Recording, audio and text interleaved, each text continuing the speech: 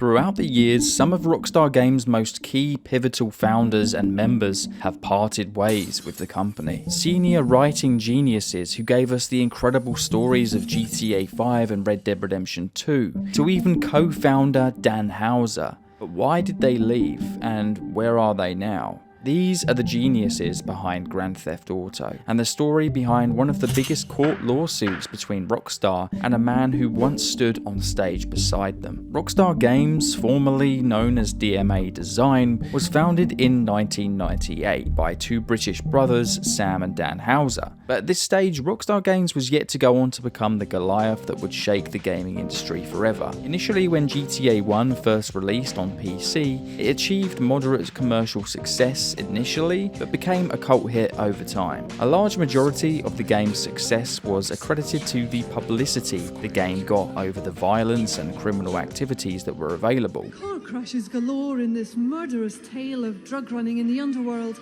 It's hardly in the festive spirit, but this new game could be in many Christmas stockings. Called Grand Theft Auto, it's been widely criticised for its violent content. But what the Houser brothers then faced was a realization, and with this realization was a genius idea. By the release of GTA 2 in 1999, they took note of the negative publicity that seemingly fueled GTA 1's cult following, and they decided to double down. This time they purposely capitalized on the bad publicity, using it to their leverage. The controversy and negative reviews surrounding GTA 1 played to their advantage, turning the game's notoriety into a marketing asset, because after all, controversy sells. Grand Theft Auto is not intended for anyone younger than 17. The nation's top-selling video game. The object? Kill as many people as you can, get as many stars as you can. GTA 3 and beyond again faced harsh criticism for the violence, crude humor, and morally questionable gameplay. However, instead of shying away from this backlash, the Houser brothers leaned into the controversy to fuel public interest. Negative press gave the game free publicity. Sam Houser once noted that the outrage made the game cool, especially among teens and young adults. The Housers didn't aim to defend the game or justify its content. Instead, they focused on building a brand identity around pushing boundaries, which later became the cornerstone of Rockstar Games and why they're still relevant now, 25 years later. Already the new game with realistic shoot-'em-up graphics is sold out everywhere. Parents groups are working overtime, launching an effort to keep the game out of young, impressionable hands. The Housers' strategy worked brilliantly. GTA evolved into one of the most successful and critically acclaimed video game franchises in history. But not everything would continue on this path forever. The Houser brothers would continue to work together on incredible games for 2 long decades. From the primitive beginnings of GTA 1 to the birth of 3D in GTA 3 and beyond. Dan Houser and his brother Sam took Rockstar from nothing to a giant that would generate over $1 billion in just 24 hours when they released GTA 5. Things just kept on getting better and better, until something happened in 2020. In a shocking turn of events on March 11th, Dan Houser's official departure was announced. The shocking news was announced in a statement from Rockstar Games' parent company Take-Two Interactive in early February 2020. Dan, after 20 long years of incredible storytelling at Rockstar Games, had up and left, leaving his brother Sam in control. This was seemingly completely out of the blue. Why, just following a huge hit like Red Dead Redemption 2, would Dan leave? Did he retire? Did he fall ill? Well, the truth interestingly lies in a company named Absurd Ventures. The reason is more surprising.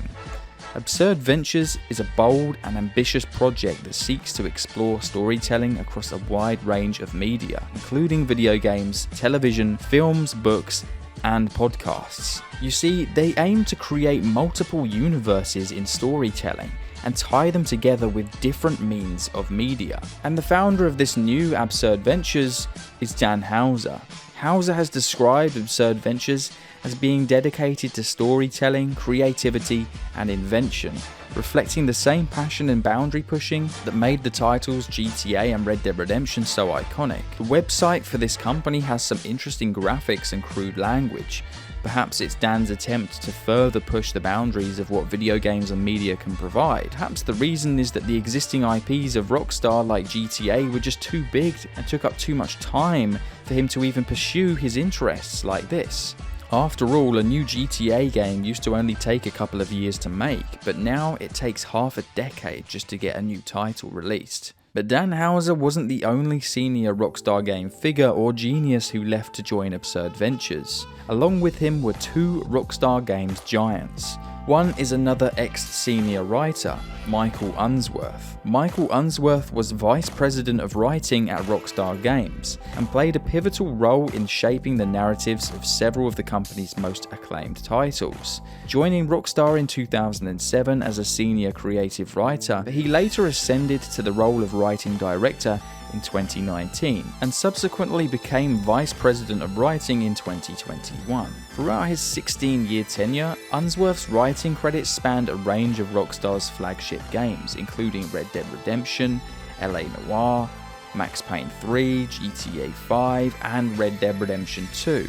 And his departure in 2023 marks the exit of yet another veteran from Rockstar's creative team. He was far from a small-time fish. As a key player in the development of the company's most iconic titles, his contributions extended beyond writing lines of dialogue. He was an integral part of the team, and now he's gone and joined hands with Dan Houser at Absurd Ventures. Lazlow Jones is such an interesting figure in the Grand Theft Auto series, and when news broke of his departure from Rockstar Games in 2020, I, along with countless other fans, felt a twinge of worry. Lazlow wasn't just a name in the credits, he was part of the soul of GTA. His work shaped the humour, satire, and so much of the series' unique personality that we've all come to love. In fact, it was mostly Lazlow and Dan Houser who would sit in the writing room together and brainstorm all of the funny skits and radio commercials and dialogue lines and storytelling that we loved in GTA games. The reason why Lazlow left Rockstar Games was more unfortunate than many have been in this video so far. Unfortunately, his sister ended up getting cancer, and he had to leave Rockstar Games to focus his attention on taking care of her full time. When he left Rockstar though, it definitely felt like the end of an era. After nearly 2 decades of shaping GTA's voice, his departure left many of us wondering what's next for GTA, and where is Lazlow gonna go? Well, as it turns out, shortly after leaving Rockstar Games and leaving to take care of his sister, Dan Houser decided to call up Lazlow and ask him if he wanted to work with him at Absurd Ventures. And so, Lazlow becomes our 3rd Rockstar veteran who has joined hands with Dan Houser with their new gaming company. But not everybody who leaves Rockstar does so on good terms with the company. Like our next one, Leslie Benzies. But he experienced a very turbulent exit from the company. Benzies served as the producer for several of Rockstar's most iconic titles. He was often hailed as a driving force behind the main success of the GTA series. He even stood on stage with the Houser brothers during major award ceremonies, symbolizing just how important he was to the studio. However, after taking a sabbatical in 2014, Benzies returned to work only to find his office had been locked, and his position at Rockstar effectively terminated. This led to a high-profile legal battle between Benzies and Rockstar's parent company, Take-Two Interactive, in which Benzies claimed he was owed unpaid royalties amounting to $150 million. The lawsuit revealed internal conflicts and strained relationships within the company.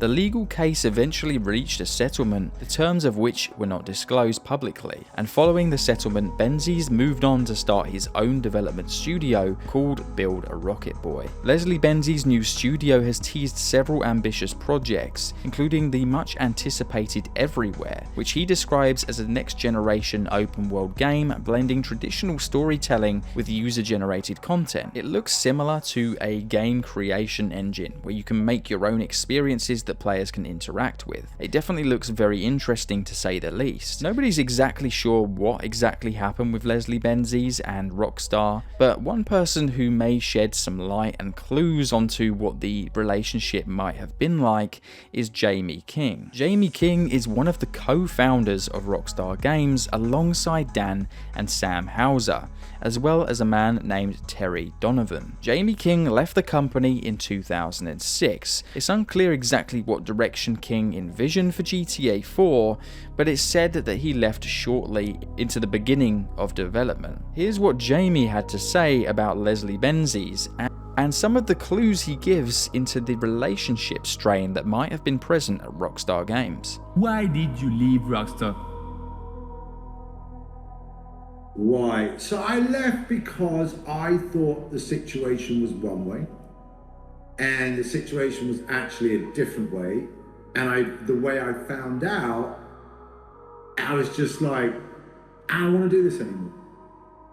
Just took all the fight, it just took all the excitement out for me. And I was sat with Sam and I'm like, I don't want to do it, right? I just don't want to do it.